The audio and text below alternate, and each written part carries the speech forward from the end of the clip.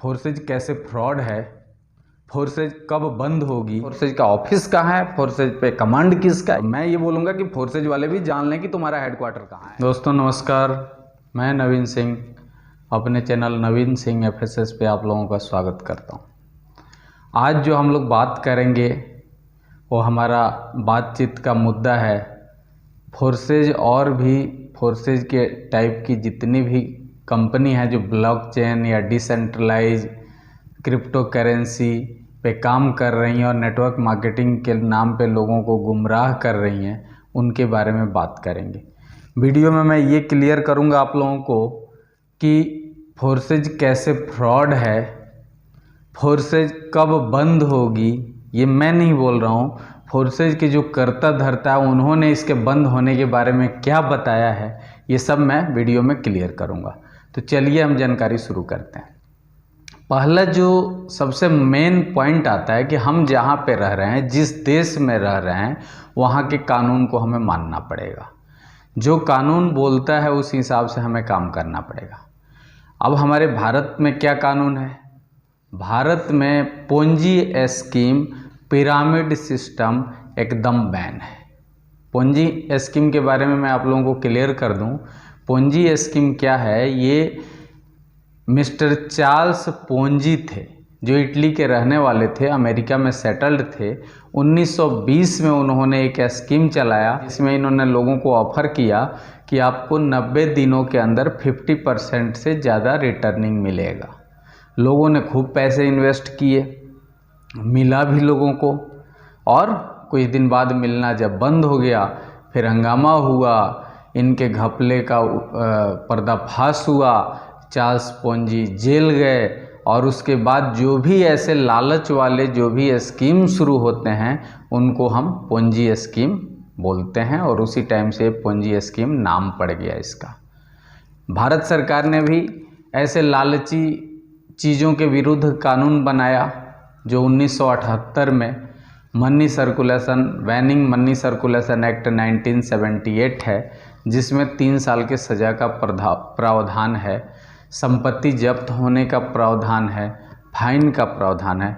और इसको फिर दोबारा से 18-19 में दोबारा संशोधित किया गया, जिसमें 3 साल के सज़ा को 3 साल से लेकर 10 साल तक सज़ा कर दिया सरकार ने। और जो भी संपत्ति होगी, मतलब जो उनके ऊपर आरोप लगा होगा कि आपने कितना रुपया का हेर फेर किया है, उससे 2 गुना का जुर्माना लगेगा और जेल तो होगी ही होगी। और अगर कोई बार बार गलती करता है तो उसके लिए सरकार ने कानून बनाया कि उसके लिए कम से कम 50 करोड़ रुपया फाइन लगेगा, जेल होगी और 50 करोड़ रुपया फाइन लगेगा। तो सबसे पहले मुद्दे की बात ये है कि भारत में कोई भी ऐसा चीज़ जो आपको लुभावना लग रहा है, जिसमें आपको लालच दिया जा रहा है, जिसमें गारंटेड मनी बैक है, जिसमें बिना काम के पैसे मिल रहे हैं कि कोई काम नहीं करना है आपको पैसे मिलेंगे, काम हो चाहे नहीं हो, ऐसा कोई भी चीज़ गैर कानूनी है। और उसके लिए कंपनी मालिक से लेके प्रमोटर तक बराबर के पनिशमेंट के हकदार हैं। हम अगर प्रमोटर हैं, हम भी उतने ही दोषी हैं जितना एक कंपनी का मालिक है, हमारे लिए भी वही सज़ा लागू है। तो ये पोंजी स्कीम में ये सब है। तो सबसे पहले आप ये ध्यान दीजिए कि जो वैध निवेश है वहाँ गारंटी नहीं होता। गारंटी वहाँ होता है जहाँ फ्रॉड होता है।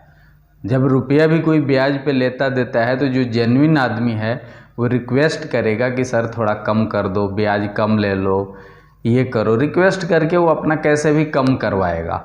लेकिन जो लोग ये हैं फ्रॉड हैं, जिनको रुपया नहीं देना है, वो लोग क्या करते हैं, वो 10, 20, 30, 50 जो बोल दो, तुम बोलो कि महीने में तुम्हें 2 गुना देना है, उतना भी बोल के आपसे ले लेगा पैसा, क्योंकि उसको तो लौटाना नहीं है। वही चीज़ इधर है, उनको कंपनी को कस्टमर से पैसे लेने हैं, उसको किसी भी तरह से लालच देना है। इंडिया का माहौल लोगों को पता है कि यहाँ पे लोग लालची किस्म के हैं, लोग जल्दी मतलब लालच में आ जाते हैं। काम करना हमारे यहाँ लोग पसंद नहीं करते, इनको चाहिए कि बैठे बैठे हमें पैसे मिले, तो हम लोग तुरंत लालच में आ जाते हैं। तो हमें ये देखना जरूरी है। तो ये रहा पोंजी स्कीम, मतलब जिसमें लालच दिया जाता हो। चाहे वो कोई प्लॉट बेच रहा हो या स्लॉट बेच रहा हो, सरकार का जो कानून है उसके हिसाब से आपको प्रोडक्ट बेचना है। अब बहुत सारी कंपनियां प्लॉट बेच रही हैं, तो प्लॉट प्रोडक्ट थोड़ी है यार, तुमने बनाया है क्या प्लॉट? तो प्लॉट बेच रहे हैं कि हम नेटवर्क मार्केटिंग कर रहे हैं, हम डायरेक्ट सेलिंग कर रहे हैं। यार डायरेक्ट सेलिंग में प्रोडक्ट बेचना है, वैल्यूएबल प्रोडक्ट बेचना है, अच्छे क्वालिटी का प्रोडक्ट बेचना है जो कंपनी बनाए या बनवाए लेकिन लोगों की ज़रूरत का प्रोडक्ट। तो अब ज़मीन बेच रहे हैं, कुछ लोग शॉप बेच रहे हैं कि हाँ भैया ये दुकान बदलो, सामान नहीं यहाँ से ले लो। वहाँ पे क्या पैसे लगवाए जाते हैं, ये बोला जाता है कि डायरेक्ट सेलिंग में महंगे महंगे मतलब प्रोडक्ट हैं, ऐसा है कि हम लोग उसमें मतलब कामयाब नहीं हैं, हमारे लिए गरीबों का प्लान है, ये बस 700 रुपये लगाइए, 800 रुपये लगाइए, उसका वाउचर लीजिए। तो लोग इस बात में आ जाते हैं कि बस ज़्यादा नहीं लगाना है, 700-800 लगाना है। लेकिन भैया घपला चाहे 700 का हो या 7 रुपये का हो या 7 पैसे का हो, घपला घपला ही है, घोटाला घोटाला ही है। और उस मतलब हम ये ध्यान नहीं देते कि भैया अगर 7 रुपये भी हमारे से ले रहा है और 7 रुपये 1 करोड़ आदमी से ले लिया तो 7 करोड़ रुपये हो गए ना। 100 रुपये ले लेगा 1 करोड़ आदमी से तो 100 करोड़ हो गए। तो भैया बड़े लेवल में जाके देखो ना, बड़े लेवल में क्या हो रहा है। तो कोई भी कंपनी अगर आपको पैसे आपसे ले रही है तो जो रूल है उसके हिसाब से देन एंड देयर उसको क्लियर करना है। उस एक टाइम फ्रेम में आपको प्रोडक्ट दे के क्लियर करना है कि हाँ भैया हमने 15,000 रुपया, मान लो मैं जिस संस्था में काम करता हूँ उसमें 15,000 रुपये दिया तो कंपनी मेरे नाम पे 15,000 रुपये का बिल जनरेट करेगी, मेरे नाम पे प्रोडक्ट इशू होगा, मेरा और कंपनी का रिश्ता ख़त्म। लेकिन जहाँ पे आपका 1 रुपया भी फंसा हुआ है, कंपनी अगर आपको वाउचर दे रही है, कंपनी आपको कुछ नहीं दे रही है, तो वहाँ पे आपका दिमाग ठनक जाना चाहिए कि घपला है, आज नहीं कल ये कंपनी बंद होगी तो होगी, इसमें कोई शक नहीं है। क्योंकि हिसाब क्लियर नहीं है। अगर मैंने संस्था को पैसा दिया और संस्था ने बिल जनरेट करके मुझे प्रोडक्ट नहीं दिया तो घपला है, कोई वाउचर नहीं। क्या है ये कि भैया 700 रुपये दिया, 700 का वाउचर दे दिया, अगली बार जब भी सामान खरीदोगे तो 700 में से 10% माइनस हो जाएगा, फिर अगली बार 10% माइनस हो जाएगा, फिर लेते रहो पूरे साल। ये नहीं है नियम, ये नहीं है। उसी टाइम क्लियर करना है। दूसरा, कोई भी संस्था चाहे वो कहीं की भी हो, दुनिया में कहीं की हो, लेकिन अगर इंडिया में काम कर रही है तो उसका एक ऑफिस इंडिया में होगा। फोर्सेज का कहाँ ऑफिस है इंडिया में? वो लोग तो बोलते हैं कि भैया हमारा तो कहीं ऑफिस ही नहीं है, हमारी तो कोई कंपनी ही नहीं है, हमारा तो कोई मालिक ही नहीं है। लेकिन मैं इस वीडियो में आपको ये क्लियर करूंगा कि फोर्सेज का ऑफिस कहाँ है, फोर्सेज पे कमांड किसका है, ये सब मैं क्लियर करूंगा। क्योंकि आधे जो ये फोर्सेज के जो खुद डिस्ट्रीब्यूटर बोलते हैं, पता नहीं किस चीज़ के डिस्ट्रीब्यूटर हैं वो लोग। क्या डिस्ट्रीब्यूट करते हो तुम लोगों को गुमराह मतलब झूठ का डिस्ट्रीब्यूशन करते हो, हवा डिस्ट्रीब्यूट कर रहे हो। तो मैं ये बोलूँगा कि फोर्सेज वाले भी जान लें कि तुम्हारा हेडक्वार्टर कहाँ है, तुम्हारी कंपनी बंद कब होगी, ये जानना सबके लिए ज़रूरी है। क्योंकि वो भी नहीं जानते जो अभी बोल रहे हैं ना कि मैंने इतना करोड़ कमाया उतना। अरे करोड़ कमाना आसान है, लेकिन करोड़ कमाते रहना आसान नहीं है। तो सब क्लियर करूंगा। तो फोर्सेज का कोई ऑफिस इंडिया में नहीं है, इसलिए भी कंपनी गैर कानूनी है। और दूसरा होता है पिरामिड स्कीम।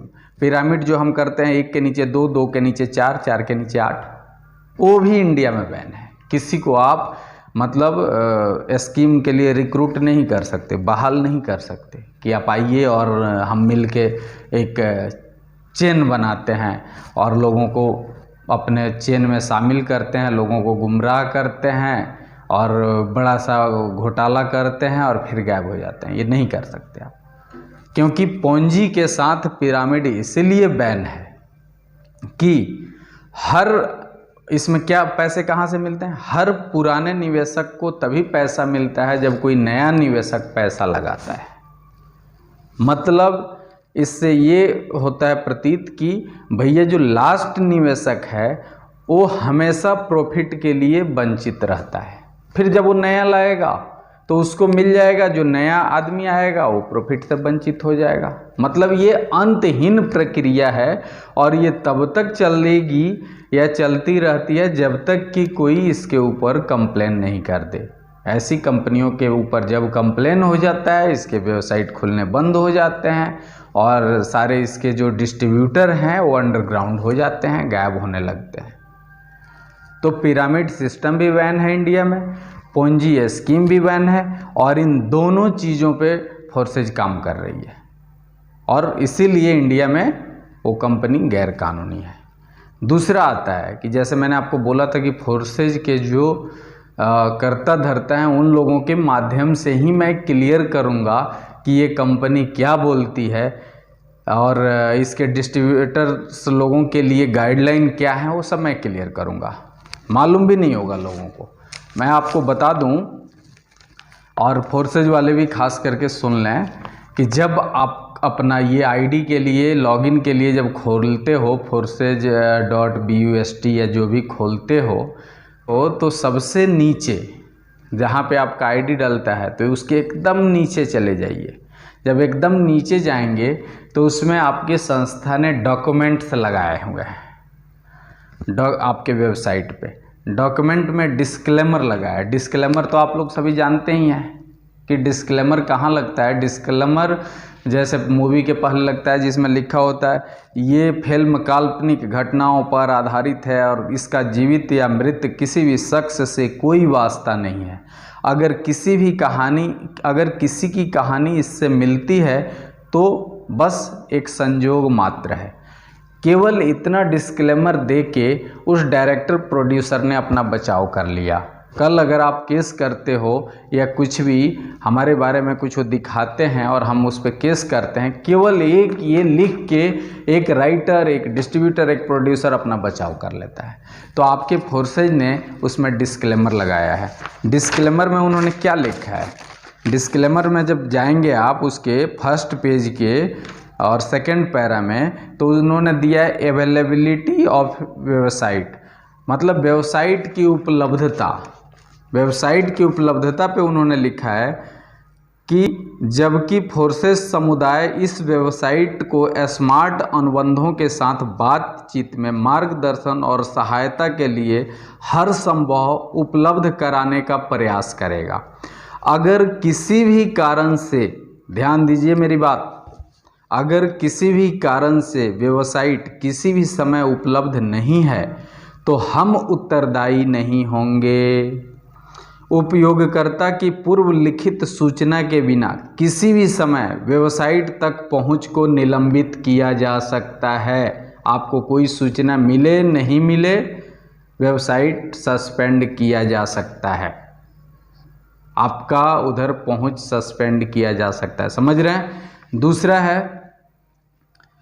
इसी के आगे जब चलेंगे डिस्क्लेमर में ही तो आगे इन्होंने दिया है वेबसाइट और इसकी सामग्री यह है के रूप में प्रदान की जाती है बिना किसी गारंटी के व्यक्ति या निहित, और फोर्सेस समुदाय वेबसाइट और इसकी सामग्री के संबंध में आश्वासन या गारंटी नहीं देता है। कोई गारंटी नहीं दे रहा है जिसमें बिना किसी सीमा के वेबसाइट और इसकी सामग्री के किसी विशेष उद्देश्य के लिए शीघ्रता, प्रासंगिक, पूर्णता, सटीकता, उपलब्धता या फिटनेस के संबंध में कोई गारंटी नहीं है।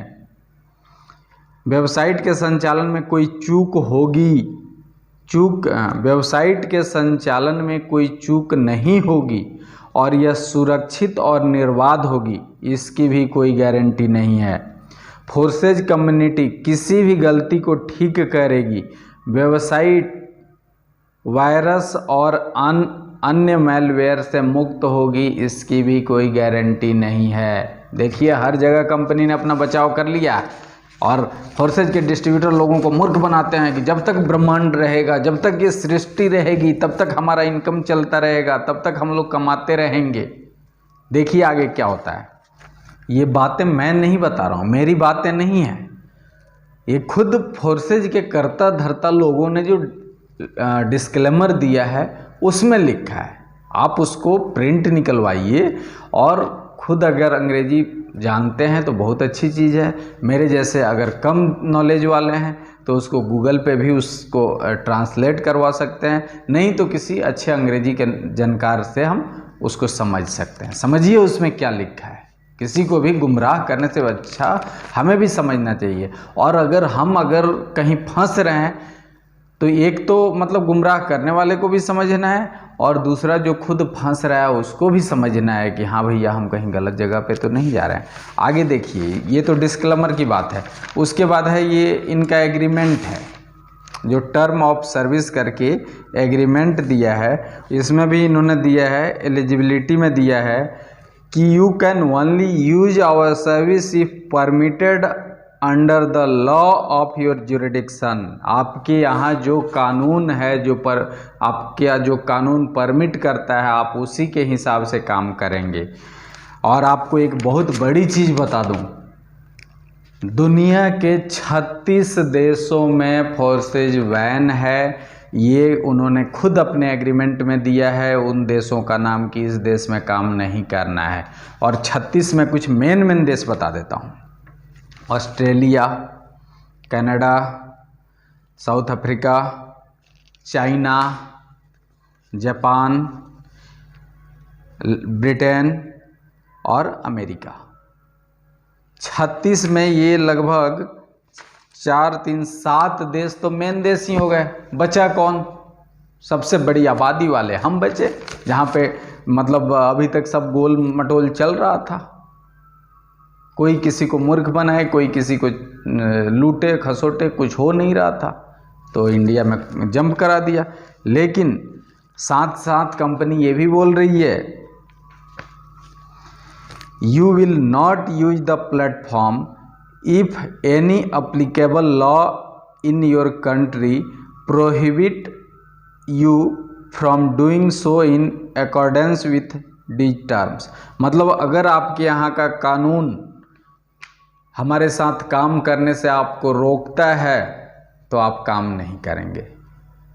तो भैया हमारा तो ये कानून बोलता ही है कि पूंजी और पिरामिड बैन है, तो तब तक चल रहे हो जब तक कि कोई उंगली नहीं करता। जिस टाइम कोई उंगली कर दिया, फोर्सेज अपना हाथ खींच लेगी, जाने उसके डिस्ट्रीब्यूटर। तो जो उसमें भी जो तेज है ना, बड़ी मछलियाँ और तेज मछलियाँ हैं, वो जानती हैं कि हम लोगों को मूर्ख बना रहे हैं। जो सीधे साधे भोले वाले नए लोग आ रहे हैं वो फंस जाते हैं। जो पुराने तो वो तो जानते ही हैं, वो तो इंतज़ार कर रहे हैं कि इसको छोड़ेंगे तो वो कंपनी आ रही है, नई एक शुरू होने वाली है, उसमें घुस जाएंगे। ठीक है। उसके बाद है इसमें भी वारंटी का दिया है कि नो वारंटी टर्म्स में प्लेटफॉर्म जैसा है और जैसा उपलब्ध है के आधार पर प्रदान किया जाता है। आप स्वीकार करते हैं और सहमत हैं कि प्लेटफॉर्म का उपयोग आपके अपने जोखिम पर है। हम यह वारंटी नहीं देते हैं कि प्लेटफॉर्म तक पहुंच निरंतर, निर्बाध, समय पर या सुरक्षित होगी। डिस्ट्रीब्यूटर लोग क्या बोलते हैं, जब तक दुनिया रहेगी, जब तक ब्रह्मांड रहेगा, तब तक फोर्सेज को कोई डिस्टर्ब नहीं करेगा। यार तुम्हारे तो आका ये बोल रहे हैं, प्लेटफॉर्म में निहित जानकारी सटीक, विश्वसनीय, पूर्ण या वर्तमान होगी, या प्लेटफॉर्म त्रुटियों, दोषों, वायरस या अन्य हानिकारक तत्वों से मुक्त होगा। हमारे द्वारा दी जाने वाली कोई भी सलाह, जानकारी या बयान को प्लेटफॉर्म से संबंधित किसी वारंटी के रूप में नहीं माना जाना चाहिए। टर्मिनेशन के बारे में भी दिया है कि टर्मिनेशन का क्या है, कब कंपनी बंद हो सकती है, उसके बारे में दिया है। समापन, हम अपने विवेकाधिकार से, आपके जो आका हैं वो लोग बोल रहे हैं या वो बोल रहे हैं कि हम अपने विवेकाधिकार से और बिना किसी लागत के पूर्व सूचना के साथ या बिना, मतलब सूचित भी कर सकते हैं या नहीं भी कर सकते हैं, और किसी भी समय हमारी सेवाओं के किसी भी हिस्से को अस्थायी या अस्थायी रूप से संशोधित या बंद कर सकते हैं। आपके एग्रीमेंट में लिखा है, पढ़िए एग्रीमेंट। जुरिडिक्शन दिया है कि आप इसके लिए मतलब अगर कोई वैसा मैटर फंस जाता है, कानूनी कार्रवाई का मैटर आ जाता है, तो आप इसके लिए केस कहाँ कर सकते हो और कहाँ केस लड़ सकते हो। तो आज मैं आप लोगों को क्लियर कर दूं, जो फोर्सेज वाले हैं, जो बोलते हैं कि हमारी कंपनी नहीं है, हमारा कहीं हेडक्वार्टर नहीं है, कहीं कोई मालिक नहीं है। आपका हेडक्वार्टर दुबई में है और कोई भी कानूनी कार्रवाई या कानूनी लड़ाई लड़ने के लिए लोगों को दुबई में संपर्क करना पड़ेगा। तो आज आप लोग जान लीजिए कि आपका हेडक्वार्टर कहाँ है, दुबई में है। तो लोगों को गुमराह करना छोड़िए और दुबई बोलना शुरू करिए। और अब आपको एक चीज़ और क्लियर कर दूं कि ये जितनी भी फ्रॉड कंपनियां हैं, जितने भी बड़े बड़े आतंकवादी गैंग हैं, जो हवाला कांड वाले हैं, सबका ऑफिस दुबई में ही होता है। क्योंकि हवाला जो है, हर जगह हवाला एक घोटाला है, गैर कानूनी है, लेकिन दुबई में हवाला गैर कानूनी नहीं है। और ये जो जितने भी गंदे काम है ना, उनकी वित्तीय राजधानी दुबई को बोला जाता है। क्योंकि दुबई में आप पैसा कहाँ से ला रहे हो, इससे सरकार को या वहाँ के कानून को कोई मतलब नहीं है। आप पैसा किसी का अपहरण करके ला रहे हो, आप पैसा चोरी करके ला रहे हो, आप पैसा कहीं से घोटाला करके ला रहे हो, लोगों से इन्वेस्ट करवा के ला रहे हो, लोगों को मूर्ख बना के ला रहे हो, उससे दुबई के कानून को कोई मतलब नहीं है। बस आप अगर दुबई में हैं तो दुबई का जो नियम है वो आपको नहीं तोड़ना है। बाकी पैसे के मामले में दुबई बहुत लचीला जगह है, इसीलिए जितनी भी चोर कंपनियां हैं ये दुबई सेलेक्ट करती हैं। अमेरिका क्यों नहीं सेलेक्ट किया? अगर वो गूगल में या कहाँ काम करता था, माइक्रोसॉफ्ट में काम करता था, अमेरिका करता ना अपना हेडक्वार्टर, दुबई क्यों किया? और भी बहुत सारी कंपनियां हैं जो दे रहे हैं हेड ऑफिस दुबई। यार दुबई क्यों? क्योंकि वहाँ कानूनी लड़ाई में भी हो जाएंगे बरी, घंटा मार लो उनका, तो इसीलिए दुबई रखते हैं। तो उनका दुबई में मतलब यह है, आपको कानूनी लड़ाई के लिए दुबई में संपर्क करना पड़ेगा। आप कोई भी कानूनी लड़ाई दुबई में जाकर लड़िए उनसे।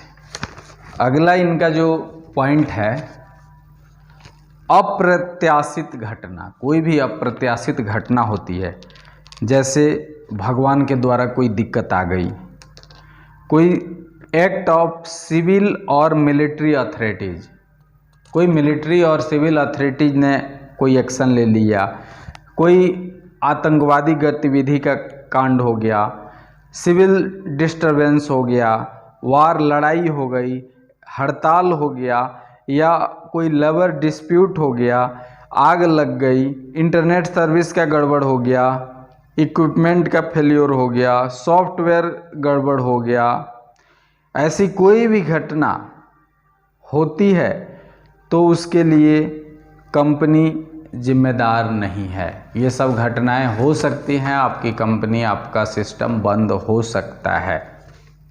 तो ये रहा फोर्सेज का, जो खुद फोर्सेज कंपनी बोलती है, क्योंकि ये मैंने नहीं बोला है, मेरी बातें नहीं है ये जो कंपनी का एग्रीमेंट है डिस्ट्रीब्यूटर और कंपनी का, मतलब कंपनी के साथ, डिस्ट्रीब्यूटर का कंपनी के साथ, और जो डिस्क्लेमर है जो कंपनी ने अपने बचाव के लिए दिया है उसके हिसाब से।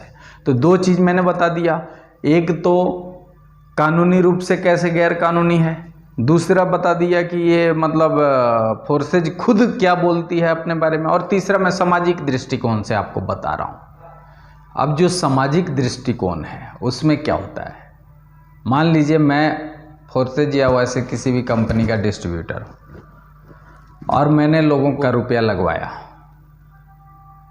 मैंने 5 करोड़ रुपए मार्केट से लगवा दिए, लोगों के अपने यार दोस्त जान पहचान चारों तरफ से इकट्ठे करके 5 करोड़ रुपया लगवा दिया मार्केट। रुपया चला गया कंपनी में, जहाँ भी है P2P थ्रू या जैसे भी है, मतलब हमारे पास से रुपया चला गया। कल कोई भी अप्रत्याशित घटना, जितनी भी फोर्सेज कंपनी ने बोली हैं, वैसी कोई घटना हो जाती है, लोग किसको ढूंढेंगे? लोगों को मतलब नहीं है कंपनी से, लोग तो भैया मुझे ढूंढेंगे ना कि भैया पैसा तुझे दिया है, तेरे बोलने से पैसा दिया है, हमें पैसे चाहिए। अब आजकल ये ठोक के बोलते हैं ये लोग कि कंपनी को छोड़ो, हम है ना, हम हमारे बोलने से लो, हम गारंटी ले रहे हैं। अब मुझे ये बताइए, हर आदमी का लिमिट है, बैंक भी लोन देता है ना, आप चाहे कितने भी जानकार हो बैंक के, कितने भी जान पहचान हो मैनेजर से, लेकिन जब लोन देता है तो डॉक्यूमेंट्री प्रूफ पे देता है। आपका जो इनकम है उसका मेरे ख्याल से 60% ही लोन मिलता है। जितना आपका सैलरी आ रहा है, बाकी आपका इनकम चाहे जो हो साइड से, लेकिन जो अथराइज इनकम है, अथराइज इनकम का 60% ही मिलता है। 60% या जो भी है, मतलब यही मिलता है। तो जब इतना बड़ा बैंक लोन देने से पहले सब कुछ देखता है, तो मार्केट में अगर हमारे ऊपर, हमारे भरोसे पे कोई पैसा लगा रहा है, यार जब हम घूम घूम के लोगों से लगवा रहे हैं तो लगाने वाले को नहीं सोचना चाहिए कि भैया ये मुझे भी बोल रहा है, उसको भी बोल रहा है, उसको भी बोल रहा है, ये मान लो 5-7 करोड़ 10 करोड़ रुपए लगवा देता है, साले की खाने की औकात नहीं है, पैसे कहाँ से देगा लोगों के। हमें नहीं सोचना चाहिए। तो बोल देगा मैं हूँ, मैं खड़ा हूँ, लगाइए पैसे, और हम डाले जाते हैं। घर ये बेच के, जहाँ मैं रहता हूँ वहाँ 40 लाख रुपए का अपना घर बेच के, और आदमी ने लगा दिया था किसी कंपनी में जो पिछले साल गायब हो गई, और पागल होके घूम रहा है अब। तो एक बोल देगा हाँ लगाओ मैं हूँ, तो लगा देते हैं। अब मान लीजिए उसमें क्या है, कोई कमज़ोर है तो उसको तो हम दबा देंगे, और जो पिस्टल वाला है मजबूत है वो मार देगा गोली, तो उसको हम कहीं से हमें देना पड़ेगा, नहीं तो हम भागे फिरेंगे, घर छोड़ के हम भी भाग जाएंगे दुबई। अब केस तो लड़ नहीं पाएंगे, तो क्या करें। तो अगर आप भी छोड़ने के लिए तैयार हैं, लगाइए पैसे, लगवाइए लोगों के पैसे, उसके बाद देने के लिए भी तैयार हो जाइए। तो सामाजिक स्तर पे जो सबसे बड़ी बात यही आती है कि भैया अगर पैसा जो मेरे भरोसे लगा रहा है वो मुझे ढूंढेगा, उसको कंपनी से कोई मतलब नहीं है। अब मैं आपको यहाँ पे एक मतलब जीता जागता एग्जाम्पल दूंगा, जीता जागता प्रूफ के साथ दूंगा कि मेरे एक बहुत ही करीबी मित्र, जो हम लोग साथ में जॉब करते थे, पिछले साल फोर्सेज ज्वाइन किया उन्होंने जनवरी 2022 में, 26 जनवरी 2022 को फोर्सेज ज्वाइन किया। उसके बाद उनके 2 पोस्ट धड़ाधड़ पोस्ट शुरू हुए। भाई सर्विस वाला है तो जानकारी भी है, अगर आर्मी नेवी एयरफोर्स में है तो पूरे इंडिया में जानकार हैं उसके। तो किसी से 50,000, किसी से 60,000, किसी का 4 लाख, किसी का कुछ लाख, ऐसे करके मोटे पैसे लगा लगा के, और मतलब खूब लगाए पैसे, खूब कमाए भी पैसे उसने, रोई डालता था बेचारा अपना। आज इतना, आज शाम जब सुबह जब नींद खुली, जब मैं नींद से जागा तो मेरा इनकम इतना हो गया। आज शाम को जब मैं संध्या में, जब मैं मतलब टहलने जा रहा था तो इनकम इतना हो गया। मतलब बोर हो गए थे हम लोग देख देख के कि यार ये, मतलब एक बार हम लोगों को भी झकझोर देता था कि भाई मतलब सही में कुछ ना कुछ तो है। उनका जो फेसबुक भरा रहता था उसी एड से कि अगर आपको अरबों रुपए कमाना है तो संपर्क करिए फलाना फलाना फलाना नाम, नंबर ये। रोज़ यही चीज़ आता था कि जो चीज़ मुझे 25 साल नौकरी में नहीं मिली वो 25 दिन के फोर्सेज में मिल गया, 2.5 महीने के फोर्सेज में मिल गया। लेकिन आज पूछिए क्या हुआ। पिछले 2 महीने से इनकम तो उनका पिछले जुलाई अगस्त तक खूब चला, उसके बाद इनकम बंद हो गया, कोई इनकम नहीं। क्योंकि एक ज्वाइनिंग का लिमिट जब ख़त्म हो जाएगा तो इनकम तो ख़त्म हो जाएगा। भैया अगर नॉन वर्किंग बोलते हो, पूरे साल में आप अगर $10 किसी को दे भी देते हो तो क्या करोगे? 800 रुपये में कौन सा वो क्या कर लेगा? गुटखे का पैसा नहीं हुआ, पान का पैसा नहीं हुआ, उसका चाय का पैसा नहीं हुआ महीने का। तो अगस्त से इनकम बंद था, 40-45 लाख रुपए लोकल देनदारी हो गया। वैसे ही जो लोगों ने कमाए नहीं, लोगों ने मांगने शुरू कर दिए, बाहर के अलग देनदारी, परिवार में कलह शुरू। पिछले 2 महीने से भाई साहब सुसाइड नोट लिख के घर से गायब हैं। कोई फ़ोन नहीं मिल रहा है, कोई सोशल मीडिया पे नहीं है, कहाँ गए भगवान न करे कोई कुछ गलत हुआ हो, लेकिन आज तक उनका कोई पता नहीं है। मैडम FIR करके बच्चों का पढ़ाई डिस्टर्ब हो रहा है, सब हो रहा है, पूरा परिवार उनके लिए परेशान है, उनको ढूंढने में व्यस्त है। कुछ लोगों का जो रुपया देना है, तो एक ज़मीन था उनका, उसका सौदेबाजी चल रहा है कि वो बेच के लोगों का रुपया लौटाया जाएगा। कहीं कहीं से फ़ोन आते हैं कि वो मिल जाएगा तो गोली मार देंगे, तो खाल खींच लेंगे, कुछ कर देंगे। लोग मैडम को फ़ोन करके धमकी देते हैं। ये हालत है, सामाजिक स्तर पे ऐसे होता है। तो मैंने आपको हर तरीके से बता दिया कि कानूनी रूप से कैसे गैर कानूनी है। उसके बाद फोर्सेज कम्युनिटी के हिसाब से वो लोग क्या बोलते हैं कि उनकी कंपनी कितने दिन चलने वाली है। तीसरा, सामाजिक स्तर पे बता दिया। तो अब आपको डिसाइड करना है कि आप सच के साथ रहेंगे या झूठ के साथ। देखिए, दुख दोनों देता है, झूठ भी और सच्चाई भी, दोनों दुख देता है। लेकिन झूठ जो दुख देता है वो अस्थाई दुख देता है, और जो सच्चाई दुख देती है वो अस्थाई दुख होती है। झूठ में शुरू में मजे आते हैं, लेकिन उसके बाद पूरे लाइफ दुख ही दुख है। सच्चाई में है, शुरू में कष्ट होता है, लेकिन उसके बाद पूरे लाइफ आनंद ही आनंद होता है। तो अब आपके ऊपर डिसीजन है कि आप सच के साथ हैं या झूठ के साथ। लोगों को गुमराह करके पैसे कमाने हैं या मेहनत करके अच्छाई के साथ पैसे कमाने हैं, मतलब हवा बेच के पैसे कमाने हैं, या एक उचित प्रोडक्ट बेच के लोगों को अच्छा चीज़ दे के, ज्वाइनिंग नहीं भी करवा के, लोगों को केवल यूज करवा के पैसे कमाने हैं, वो आपके ऊपर है। फैसला आपको करना है। हमारा यहीं तक ये था कि हम मतलब जो भी जानकारी है लोगों को के पास तक पहुंचाएं। हमने जानकारी पहुंचाया, और अब डिसीजन आपको लेना है। अगर कोई ज्वाइन हो गया है उसको भी लेना है। भैया, किसी को गुमराह मत करो। खुद अपने कमाने के चक्कर में कि मेरे पास कुछ पैसे जल्दी आ जाएं, कुछ नहीं होता। करोड़ों कमा लो, अरबों कमा लो, रहोगे रोड पे ही। किसी एक अच्छी कंपनी को पकड़ो, थोड़ा मेहनत करो, समय लगेगा, समय लगता है। ऐसा नहीं है कि बच्चों का खेल है कि एक दिन में हो जाएगा, समय लगता है, हो जाएगा। लेकिन लोगों को गुमराह मत करिए, मार्केट खराब मत करिए। आप लोगों जैसे के चलते पूरा मार्केट बदनाम हो रखा है। जहाँ जाइए वहाँ मतलब लोग ये कर रहे हैं कि उसने यहाँ फंसा दिया, उसने यहाँ फंसा दिया। केवल ये तुम लोगों का गलत गाइडेंस के चलते, लोगों को गलत जानकारी देने के चलते। तो किसी को भी मत ये करिए झूठ का गुमराह। पहले खुद एग्रीमेंट पढ़िए, अपना डिस्क्लेमर पढ़िए, और आज से ये बोलना छोड़ दो कि हमारी कंपनी नहीं है, हमारी कोई कंपनी नहीं है, कोई ऑफिस नहीं है, कोई मालिक नहीं है। तुम्हारे कंपनी का हेड ऑफिस दुबई में है। वहीं दुबई जो गंदे कामों की वित्तीय राजधानी है। फिर मिलते हैं अगले वीडियो में। नमस्कार, जय हिंद।